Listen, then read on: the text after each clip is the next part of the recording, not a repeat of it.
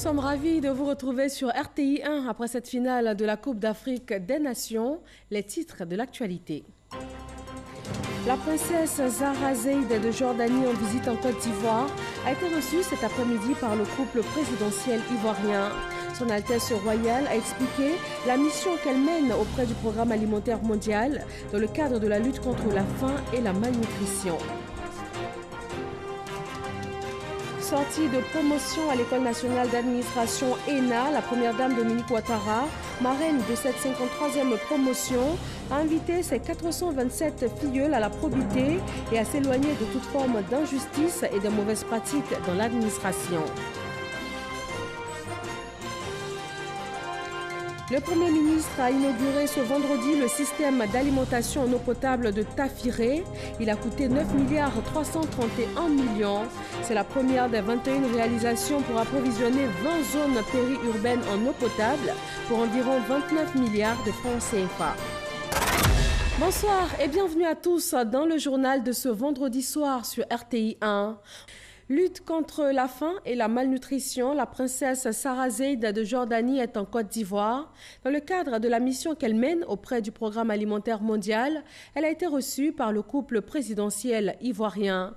La princesse jordanienne a fait part au président Alassane Ouattara de cette mission qu'elle mène et qui cadre avec la vocation du Centre d'excellence régional contre la faim et la malnutrition basé à Abidjan.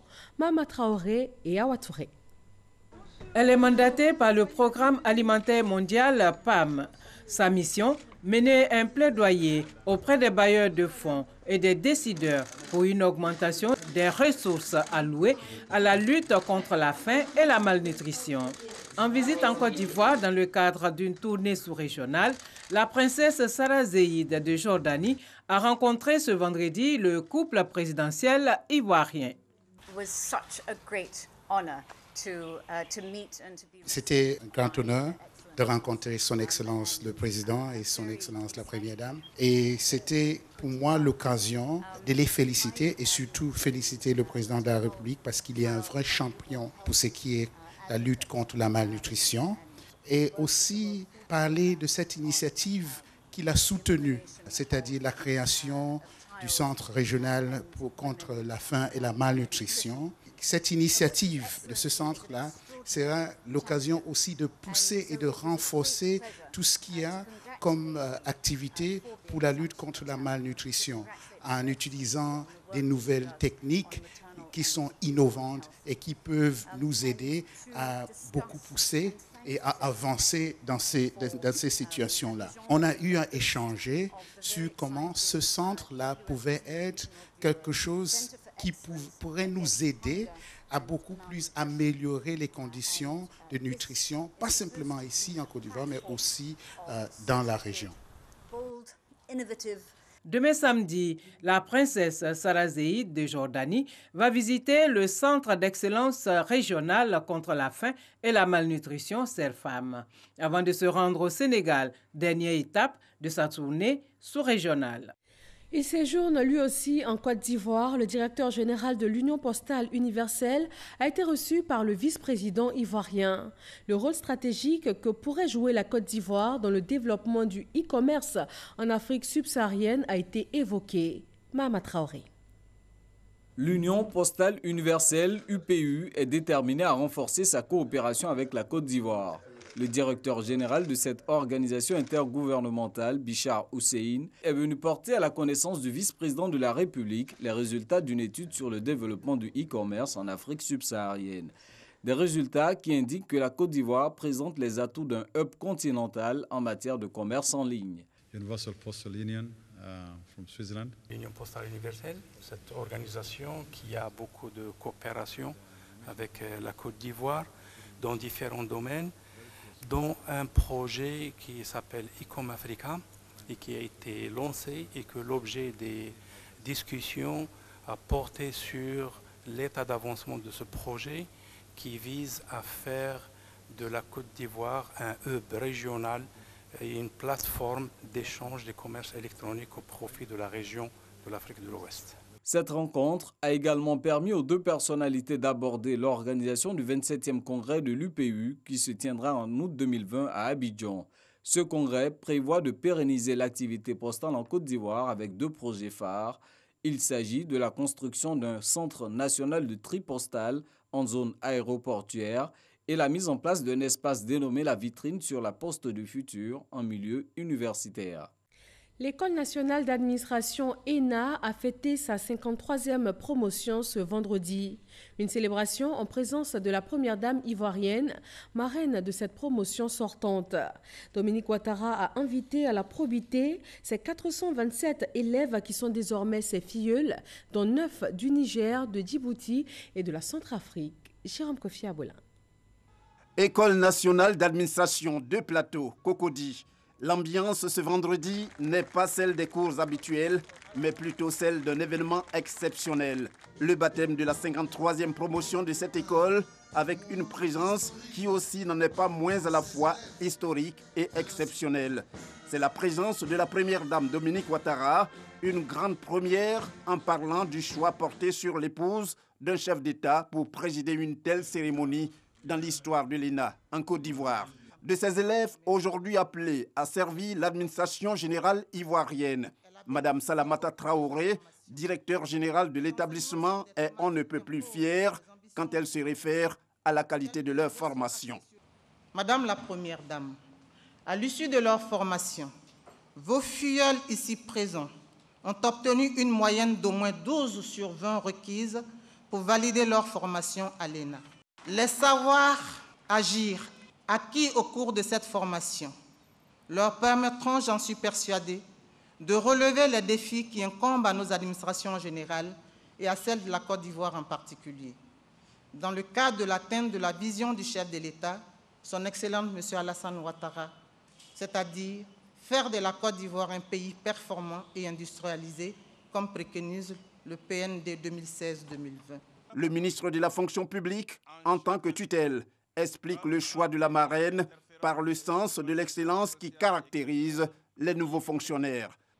Madame la Première Dame, en portant leur choix sur vous comme marraine de leur promotion, vos filleuls montrent qu'ils sont conscients que toute leur vie administrative devra être mise au service du progrès collectif, de l'intérêt général et du service à la nation.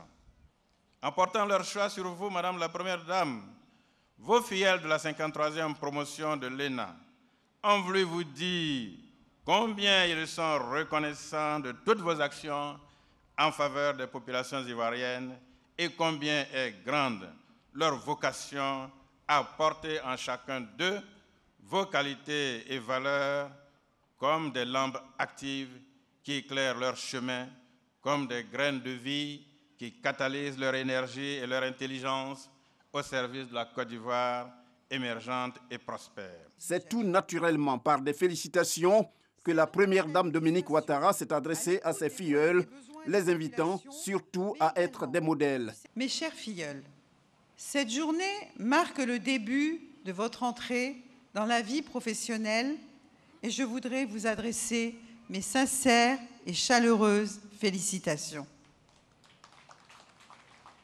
Félicitations pour votre succès au terme de 3 années de labeur, de privation, de sacrifice, souvent de doute, mais finalement de succès et de joie. Aussi, voudrais-je vous exhorter à mettre effectivement en pratique tout ce que vous avez appris. Vous disposez de compétences nécessaires qui feront de vous de futurs managers et des leaders au sein de l'administration pour le développement de notre pays. Je vous encourage à accomplir votre mission au service de notre pays avec courage et détermination. Tout au long de vos carrières respectives, vous serez appelés à agir pour changer les choses et à résister à toute forme d'injustice, de corruption ou d'agissement au détriment de l'intérêt général. C'est à travers le respect de ces valeurs que nous aurons une administration forte et que vous serez les véritables acteurs de l'émergence de notre pays. Sachez que vous avez tous mes encouragements. Plusieurs autres temps forts de la cérémonie, la remise des diplômes par le biais des majors des 3 cycles de la promotion, la passation de flambeau entre la promotion sortante et la promotion cadette conformément à la tradition, les échanges de présents. Et sur ce chapitre, la première dame de Côte d'Ivoire qui a fait des dons à l'ENA en nature, essentiellement des équipements informatiques et en espèces d'une valeur totale de 55 millions de francs CFA, a reçu de ses filleuls et du ministre de la fonction publique des tableaux. Le tout couronné par le défilé des élèves de la 53e promotion célébrée du cycle moyen supérieur et cycle supérieur de l'École nationale d'administration, promotion Dominique Ouattara, avec un effectif de 427 élèves, dont 9 venant d'autres pays, à savoir la Centrafrique, le Djibouti et le Niger. Le programme social du gouvernement nous mène ce soir à Tafiré, dans la région du Hambol, zone centre-nord de la Côte d'Ivoire. Le Premier ministre y a inauguré ce vendredi le système d'alimentation en eau potable de la localité. Il a coûté 9,331 milliards de francs CFA à l'État ivoirien et à ses partenaires. Léon Brou. Le Premier ministre Amadou Gon Coulibaly d'ouvrir les vannes de ce château d'eau que tout a viré en effervescence. C'est que l'eau, source de vie et l'eau potable en particulier, a longtemps manqué aux populations. 95% ce déficit, correspondant à seulement 72 mètres cubes d'eau, servi sur une demande estimée à 1372 mètres cubes d'eau par jour. C'est aux joies des populations de Badika, Ngolodougou, Niedieka et Tafiré, donc pour dire leur reconnaissance au président Alassane Ouattara et au chef du gouvernement dont l'acte signe leur délivrance. Elle voit ainsi la fin d'un calvaire qui dure depuis de longues années, où pour des besoins du manège, il leur fallait parcourir des kilomètres, il leur fallait visiter les cours d'eau et les rivières à la recherche d'un gobelet d'eau pour boire.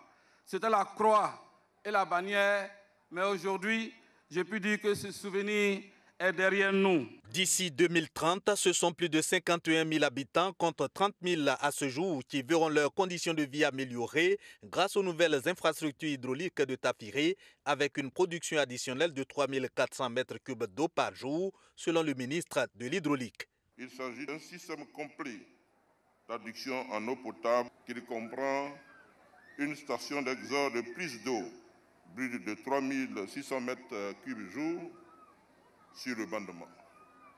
Une station de traitement d'eau potable d'une capacité de 3 400 mètres cubes jour. Un château d'eau d'une capacité de 500 mètres cubes. Un réseau de transfert d'eau brute en fonte de 6 km. Un réseau de transfert d'eau traitée au château d'une longueur de 29 km. Un réseau de distribution d'eau potable dans toute la ville d'une longueur de 58 km, une ligne électrique MT de 36 km. Près de 10 milliards de francs CFA, le coût de ces travaux, cofinancés par la BOAD, la BIDC et l'État ivoirien.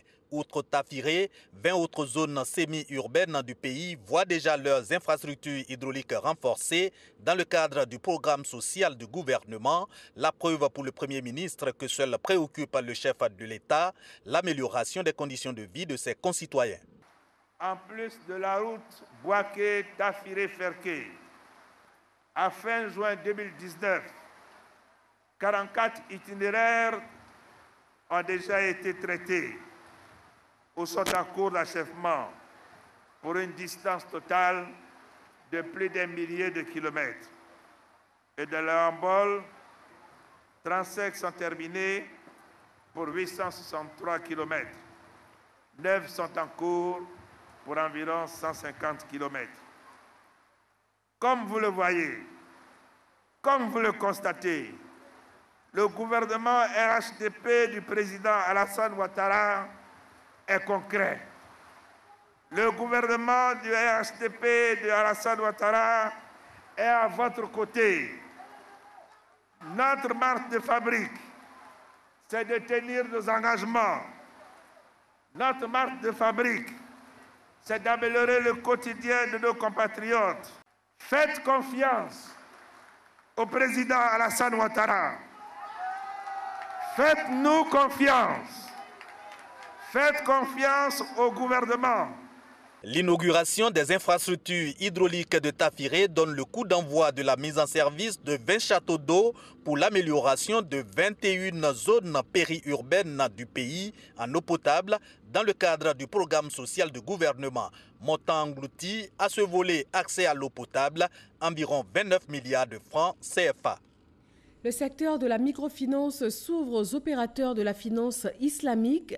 Le processus a été enclenché à l'Assemblée nationale avec l'adoption du projet de loi modifiant la réglementation des systèmes financiers décentralisés.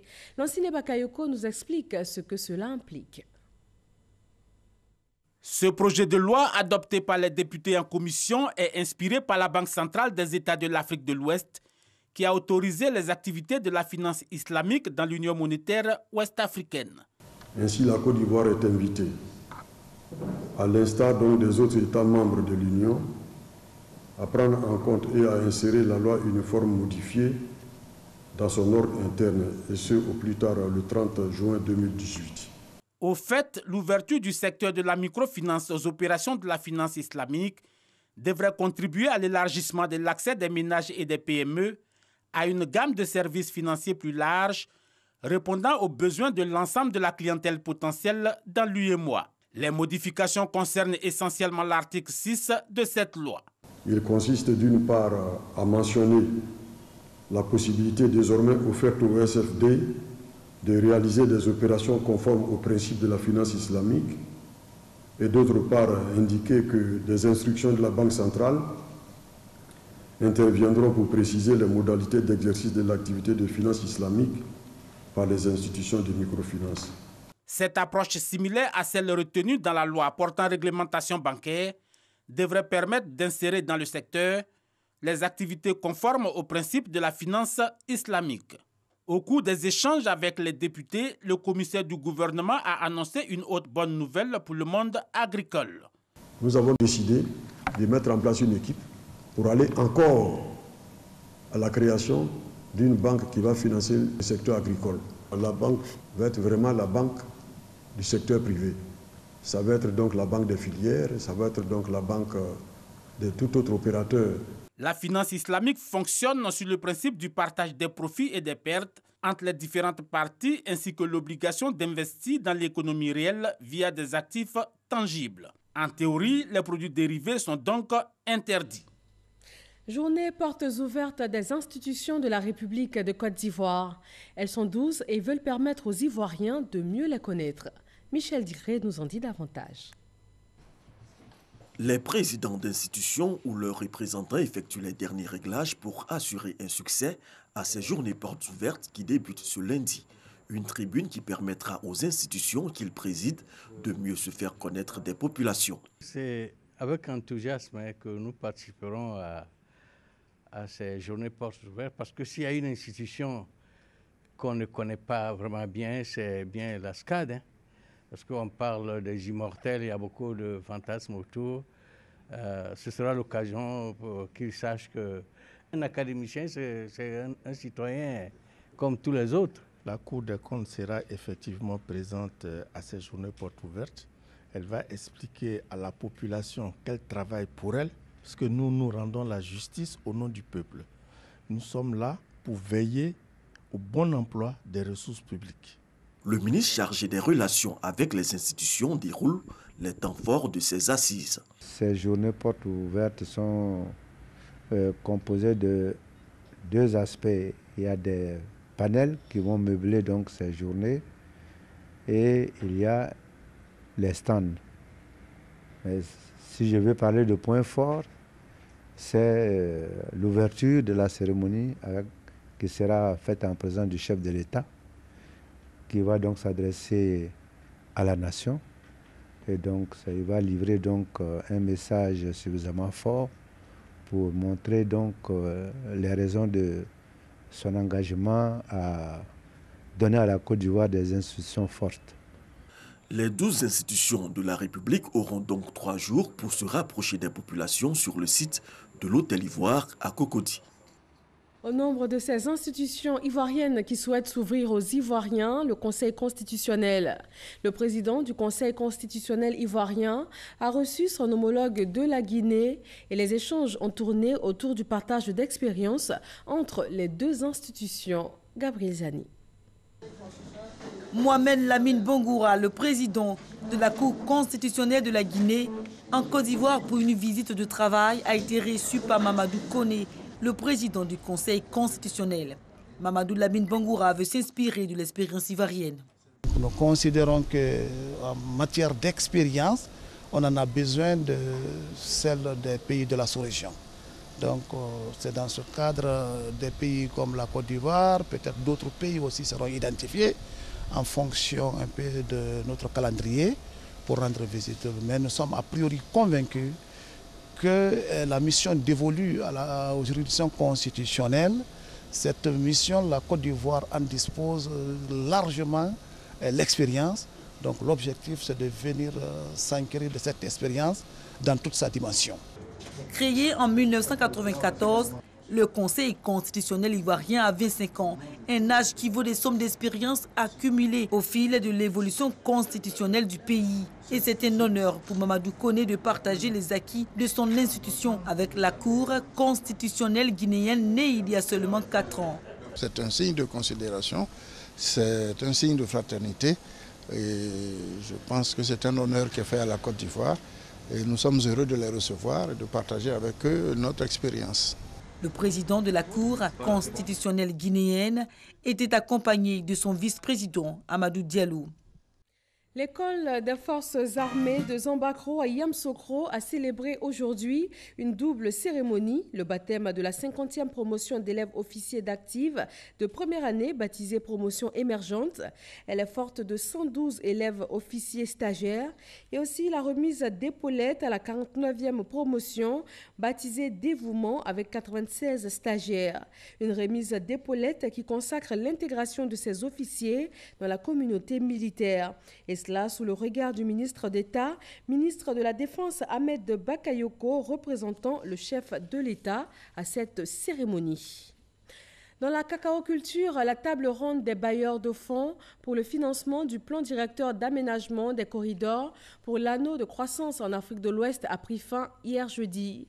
L'UEMOA, la CEDEAO, les partenaires techniques et financiers et le secteur privé ont mobilisé 1 752 milliards de nos francs. Jean-Jacques Kwame. Sur les 20 352 milliards de francs CFA recherchés, 1 752 milliards d'intentions de financement ont été annoncées au cours de cette table ronde des bailleurs de fonds pour le financement du plan directeur de l'aménagement des corridors pour l'anneau de croissance en Afrique de l'Ouest cacao. Les partenaires techniques ont mobilisé 1 400 milliards et le secteur privé 352 milliards sous forme de partenariat public-privé. La part belle revient au secteur agricole. L'agriculture a mobilisé près de 750 milliards de francs CFA sur les 1400 milliards du secteur des PTF.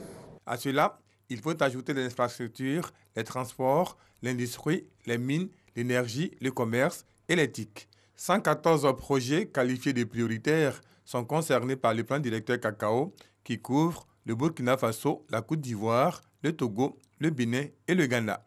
Objectif, réaliser un développement économique équilibré entre les zones côtières et intérieures des 5 pays de l'Afrique de l'Ouest. Le président de la cérémonie a félicité les partenaires techniques et financiers et le secteur privé pour leur intention. Il les a invités à croire au projet cacao. Je reste persuadé que les institutions qui ne se sont pas prononcées aujourd'hui ne tarderont pas à nous rejoindre dans un futur que j'espère le plus proche possible. Je souhaite en outre que toutes les intentions de financement se traduisent assez rapidement en mobilisation effective de ressources. Le plan directeur cacao, période 2020-2040, est estimé à 20 825 milliards de francs CFA. La Côte d'Ivoire est aussi un grand producteur de mangue avec chaque année 160 000 tonnes. Mais le pays n'en exporte même pas 10%. La filière génère tout de même beaucoup d'emplois, notamment dans le nord du pays, qui est la plus importante zone de production. L'une des plus grosses usines d'exportation de mangue est à Korogo. Quels sont les emplois générés par la filière pendant la saison, depuis le verger en passant par les petites mains mises à contribution jusqu'à l'embarquement vers l'exportation? Les réponses dans ce dossier signé Ami Sissoko. Korogo, c'est la saison des mangues. La saison des mangues rime avec de nombreuses opportunités d'emploi destinées le plus souvent à la jeunesse. Du verger à l'embarquement des fruits pour l'exportation, beaucoup de personnes sont mises à contribution. Il y en a qui n'hésitent pas à abandonner leurs anciennes occupations le temps de la saison. C'est le cas de Bazoumana et Adama.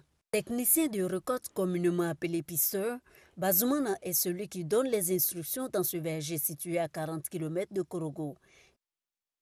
Quand campagne est arrivée là, j'ai laissé tout le travail. Il est venu couper, il est venu faire campagne de mangue d'abord. J'ai nourri ma famille, j'ai marié ma femme, l'argent de mangue.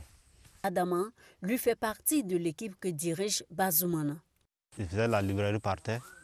Quand la campagne de mangue arrive, il laisse la vente des livres. Il peut avoir 250 000, souvent d'autres plus que ça. Cette unité d'exportation, l'une des plus grosses de Korogo, reçoit chaque jour une centaine de tonnes de mangue de différents vergers. Elle emploie plus de 500 personnes pour la saison, notamment des femmes qu'on retrouve sur toute la chaîne de production. Une fois réceptionnés, les fruits sont d'abord lavés avant de subir une inspection. N et Assetou, responsables qualité, sont commises à cette tâche depuis plus de 20 ans. Un métier qu'elle exerce à chaque saison des mangues. Souvent, il y a des pucures. S'il y a des pucures là, on fait le lot rejeté, ça ne rentre plus. Si c'est Nemou, on peut faire retourner. Après, on dit ça a reconditionné. On peut envoyer la mangue, on reconditionne encore. Si on voit que c'est la même chose, on lui donne la mangue. Les mangues mal colorées, tachées ou endommagées par des parasites sont rendues à leurs propriétaires. L'inspection des mangues, un moment que redoutent les pisseurs et producteurs.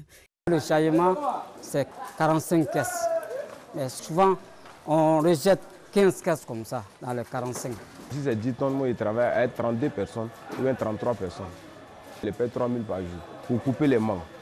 Mais quand tu viens en légime, si on rejette tes mangues, tu perds. Les mangues sélectionnées, il faut songer à leur bonne conservation. Il est donc indispensable de bien les conditionner avant toute livraison, voire exportation. Des cartons sont nécessaires. Là encore, les femmes sont à pied d'œuvre pour leur montage. Avant la campagne, j'ai fait mon petit commerce. De nos jours, on ne peut pas faire le commerce la journée pour avoir 2000 francs. Mais ici à l'usine, tu as au moins 2000 et plus. Ici, je peux gagner un peu pour pouvoir m'occuper de la scolarité de mes enfants. Au niveau des emplois, le directeur général de cette structure, Seydou Ouattara, dit préférer faire la part belle aux femmes. Souvent, quand les femmes s'y mettent, elles s'y mettent avec beaucoup plus de cœur que les garçons. À la saison des mangues, plus de 150 étudiants travaillent ici. Sur les 4 voies, je peux avoir 300 000. Dans un premier lieu, c'est bon parce que ça nous permet de subvenir à nos besoins quotidiens. Maintenant, dans un deuxième lieu, on arrive à tisser des relations. Fulgence, lui, a pu mener ses études à terme grâce aux sous qu'il a obtenus ici il y a quelques années déjà. Son doctorat de biologie en poche, l'usine lui a proposé un emploi à plein temps, manager en qualité phytosanitaire. Dans cette usine, 3 équipes d'employés travaillent 8 heures par jour chacune. Sur un mois, tu peux gagner 100 000 francs, 25 000 francs et plus. Si tu travailles, il y a des jours tu peux faire journaux continu si tu n'es pas fatigué. Hors saison, la société Tropique Mango emploie 10 personnes et en pleine saison, plus de 500. Pour son directeur général, la filière mangue peut générer encore plus d'emplois pour la population, en misant sur la transformation, car seulement 32 400 tonnes sont exportées sur les 160 000 tonnes produites par an. On peut faire du vinaigre à base de la mangue, on fait du vin de mangue, il y a la mangue séchée, il y a le jus, et on fait de l'engrais bio avec la mangue, de l'aliment de bétail, de l'aliment volaille. En attendant ce projet qui fait rêver, les mangues non exportées sont destinées au marché national. Et ici, plus de 50% des produits sont perdus, du fait surtout des difficultés de conservation. La filière mangue fait vivre Korogo et ses environs. Le vœu des producteurs, que des aides leur soient apportées dans la lutte contre les insectes ravageurs. Le vœu de tous les animateurs de la filière mangue ici à Korogo, que le volet transformation soit une réalité. Tout le monde y gagnera. Voilà le dossier de ce journal consacré à la filière mangue et aux emplois qu'elle génère en pleine saison. Dans le domaine des droits de l'homme, les missions diplomatiques en Côte d'Ivoire ont rencontré le secrétaire d'État chargé des droits de l'homme. Le point sur la situation des droits de l'homme en Côte d'Ivoire suite au 3e passage du pays à l'examen périodique universel. Le corps diplomatique s'est réjoui des avancées notables que le pays enregistre en matière de droits de l'homme. Éric Goré. La situation des droits de l'homme en Côte d'Ivoire enregistre des avancées notables dans tous les domaines d'activité. Protection des personnes vulnérables, respect des droits des enfants et de la femme, promotion du genre, gratuité de l'école primaire, accès des populations rurales aux services de santé, à l'éducation et à l'eau potable, entre autres, ont constitué les sujets débattus au cours de cette rencontre. La Côte d'Ivoire est, à ma connaissance, un des rares pays, peut-être même le seul, qui a pensé à organiser le type d'événement que nous avons aujourd'hui. Élaboré point par le corps diplomatique et l'État de Côte d'Ivoire à travers le secrétariat d'État chargé des droits de l'homme, les ambassadeurs félicitent la Côte d'Ivoire pour tous ses efforts dans la protection de l'être humain en général. La République fédérale d'Allemagne félicite le gouvernement de Côte d'Ivoire pour tous les efforts qui ont été faits jusque-là, pour toutes les recommandations qui ont été prises en compte. Les progrès sont évidents, on les voit au jour le jour, il reste encore à faire, mais il faut se féliciter du niveau où est arrivé aujourd'hui à la Côte d'Ivoire, notamment à travers le dernier examen de 2019. Un résultat à mettre à l'actif du président de la République de Côte d'Ivoire, Alassane Ouattara, et de son gouvernement. Le président de la République a été très félicité à Genève pendant notre 3e passage, parce que le gouvernement n'a aménagé aucun effort pour la mise en œuvre des recommandations qui ont déjà été acceptées en 2014. La Côte d'Ivoire a fait son 3e passage en mai dernier à l'examen périodique universel EPU. Elle rejoint ainsi les États qui se sont engagés résolument devant l'ONU à œuvrer pour le respect et la promotion des droits humains. Le pays s'est également engagé à moderniser son administration. Il fait appel à des experts marocains en charge des programmes d'accueil afin de numériser les services publics. Cette vision va faciliter la tâche aux usagers avec un accès rapide aux documents administratifs. Elle va également mettre fin aux raquettes dans les services administratifs. Éric Goré. Raymond Goudou Kofi, entouré de ses collaborateurs, échange avec une délégation marocaine. Cette délégation marocaine est composée d'experts de la digitalisation des programmes d'accueil. Au cœur des débats, la numérisation de l'administration ivoirienne. Pour faciliter son accès aux usagers, cette numérisation va se faire par étapes et elle débutera par l'amélioration de l'accueil des services publics. Lorsque un citoyen se rend à un service public, comment se fait son accueil ?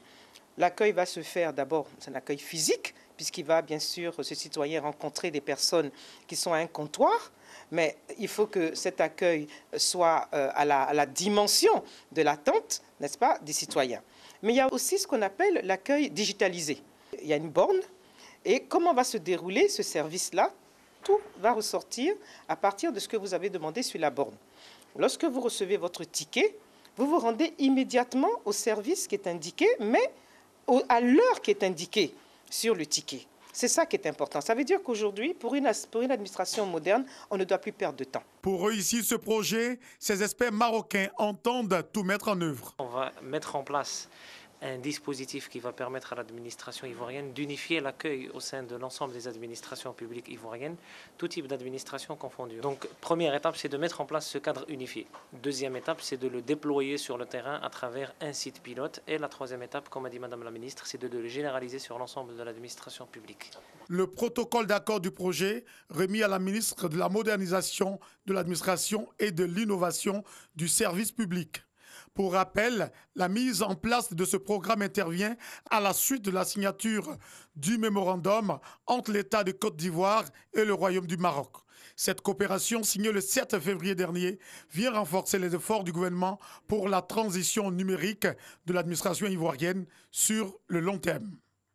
L'université de Harvard aux États-Unis a mis en place en 2011 un programme de leadership ministériel dédié au ministère chargé de l'éducation et aussi de la santé. La ministre de l'Éducation nationale, Kandia Camara, a participé à ce forum et elle a reçu la médaille du mérite des réalisations de Harvard. Grâce Kando.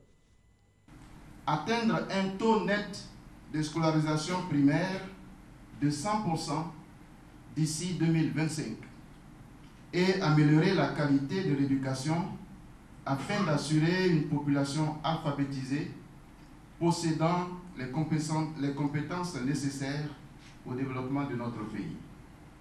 Voici ce qui a valu la médaille de l'Université de Harvard aux États-Unis à la ministre de l'Éducation nationale, de l'enseignement technique et de la formation professionnelle. Kandia Camara et son équipe technique ont été désignés comme les premiers récipiendaires de la médaille du mérite des réalisations de Harvard. Les membres de l'équipe ont reçu leur certificat de participation. Comment ne pas être heureux lorsque l'une des plus prestigieuses et mythiques universités du monde reconnaît votre mérite? Certes, nous avons fait notre devoir, mais ce n'est pas toujours évident que le service rendu soit reconnu et célébré. Selon la ministre Kandia Camara, cette distinction de l'université de Harvard annonce le début d'un nouveau cycle.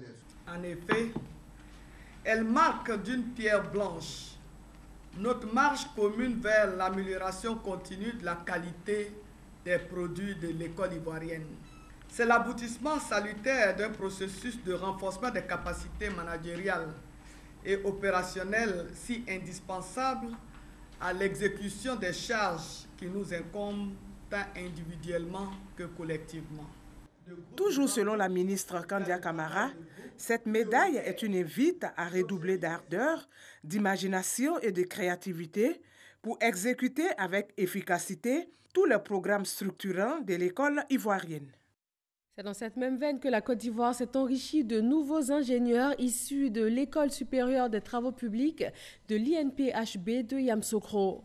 Ils ont été déclarés membres aptes par 8 jurys dont les membres deviennent les pionniers du port d'Auge, une grande première pour l'École supérieure des travaux publics, mais également pour l'Institut national polytechnique de Yamoussoukro. Kader Sogodogo. École supérieure des travaux publics ESTP de l'Institut national polytechnique Félix Houphouët-Boigny de Yamoussoukro. L'instant est solennel. 32 jurés en toge professionnelle avec à leur tête leur président en procession vers l'esplanade principale de l'INP Sud où se trouvent les arcades, symbole du génie civil. Des toges professionnelles, une grande première dans l'histoire de l'ESTP.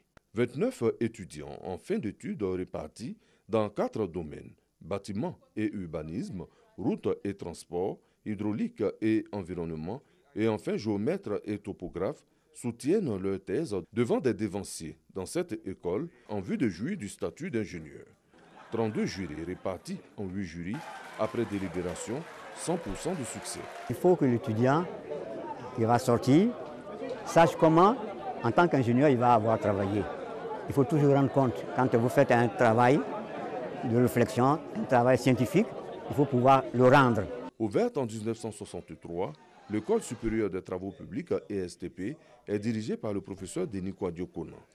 Ces 29 nouveaux ingénieurs, les premiers à soutenir devant un jury en toge professionnelle, dans maximum 6 mois, signeront tous dans des multinationales. Une tradition à l'École supérieure des travaux publics de Yamoussoukro. En journalisme, les étudiants sont sensibilisés sur le professionnalisme. Une conférence s'est tenue à la faculté de communication de l'université Félix Houphouët-Boigny d'Abidjan.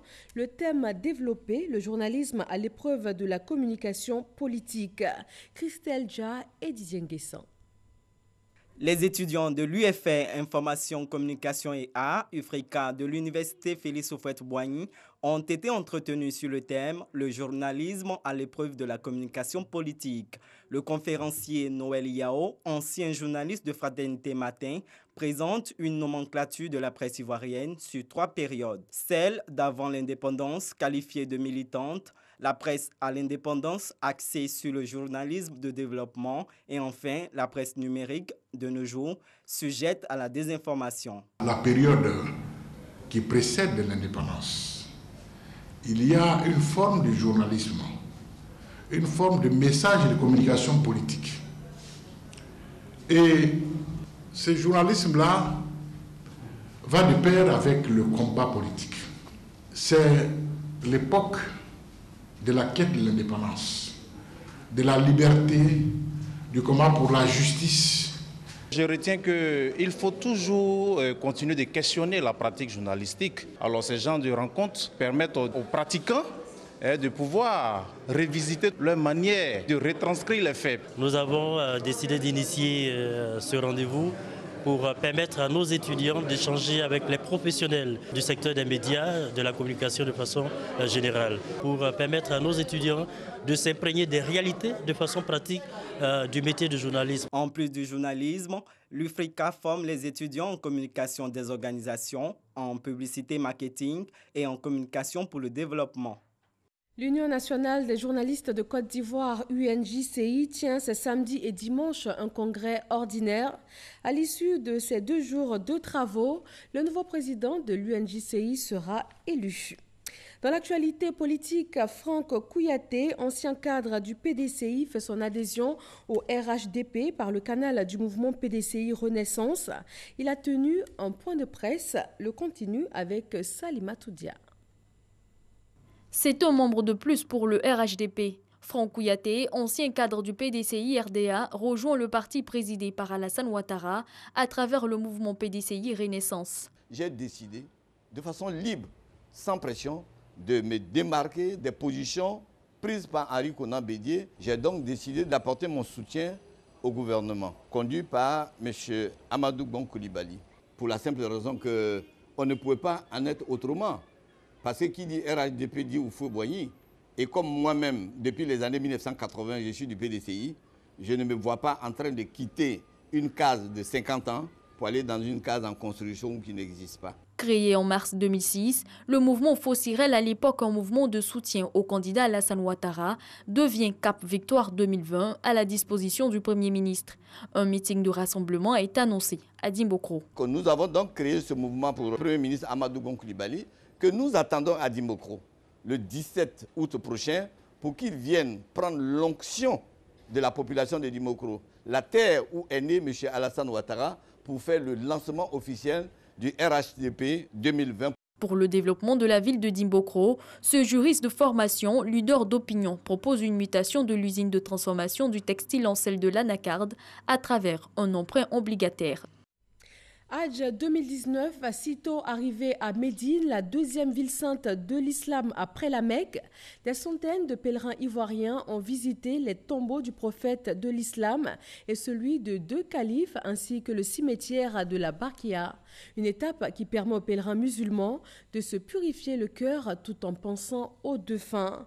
Aboulaye Koné, notre envoyé spécial à Médine, revient sur les temps forts de cette visite. Parmi les rites du Hajj figure la ziara ou encore la visite du prophète à la Raouda. Il s'agit pour le pèlerin musulman de se souvenir de celui à qui il s'adresse quotidiennement pendant ses 5 prières. Le prophète sallallahu alayhi wa sallam a dit que entre sa minbar où il faisait ses sermons et sa maison est un jardin du paradis. Celui qui prie là-bas, même des rakats, tout ce qu'il va demander à Dieu subhanahu wa ta'ala, c'est exaucé. Après avoir salué le prophète Mohammed et ses 2 khalifes, Abou Bakr et Omar ibn Khattab, les pèlerins se rendent à la Bakia, le cimetière où reposent 7000 compagnons du prophète. Lorsque nous venons à Médine, nous devons venir saluer les habitants des cimetières de Bakia pour les demander la miséricorde de Dieu pour eux. Nous ne venons pas ici vraiment pour leur demander quelque chose. Non. Mourir à Médine, Rester à Médine, c'est un mérite. Partout dans le monde, de temps en temps, il ne faut pas oublier les mots. Visiter la Raouda et la Bakia est une œuvre de foi pour le fidèle musulman, un parcours empreint d'émotion. Comme on le dit, vanité des vanités, tout est vanité. Nous n'arrivons pas à distinguer les tombes les unes des autres. Pour dire que dans la vie, il faut vivre de la façon la plus simple possible parce que notre dernière demeure, c'est celle que nous venons de visiter. Le défunt a plus besoin des actions, des sacrifices à son endroit pour que véritablement son âme puisse reposer en paix. Le visiteur ou pèlerin musulman qui vient à Médine avec l'intention d'accomplir ces deux rites repart illuminé de la grâce d'Allah avec sa foi renforcée. Et nous quittons l'Arabie Saoudite pour l'Égypte avec l'actualité sportive. Au terme d'un match plein de suspense, l'Algérie remporte le deuxième titre continental de son histoire grâce à sa victoire 1-0 face au Sénégal. Voilà, la fête n'aura donc pas lieu à Dakar ce soir. L'équipe du Sénégal est tombée face à l'Algérie et nous retrouvons notre envoyé spécial au Sénégal, Herman Guivet. Bonsoir. Alors on imagine la déception sur place à Dakar. Oui, bonsoir Fatou. Le verdict du carré vert vient de tomber, comme vous le savez certainement. Eh bien, c'est l'Algérie qui est le champion d'Afrique ce soir. L'équipe du Sénégal vient donc de s'incliner devant des Fennecs d'Algérie qui ont été plus concrets devant les buts. On peut lire sur le visage des supporters sénégalais beaucoup de désolation, beaucoup de consternation. Eux qui croyaient fortement en cette équipe du Sénégal, qu'ils ont porté par leurs prières, par leurs encouragements. Malheureusement, eh bien, la coupe s'est choisie une autre destination et cette destination, eh bien, c'est l'Algérie. C'est l'espoir quoi, c'est l'espoir. Mais un jour viendra, ils arrivent quoi. C'est pas notre sens. Je m'appelle Armadien. Je pense que les Lions ont fait un bon match, mais l'essentiel est que moi, on n'a pas de chance, mais on n'a pas démérité. Parce qu'on a joué tout le match et on a vu qu'on a encaissé un but au niveau des premières minutes. On a tout fait, mais avec le bloc bas des Algériens, c'était difficile de marquer un but. Mais l'essentiel est qu'on va ressaisir et retravailler encore une fois. Inch'Allah, le coup viendra.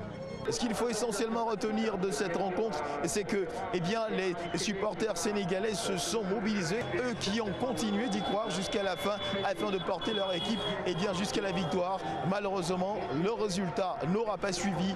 Beaucoup de désolation donc dans le camp du Sénégal ce soir.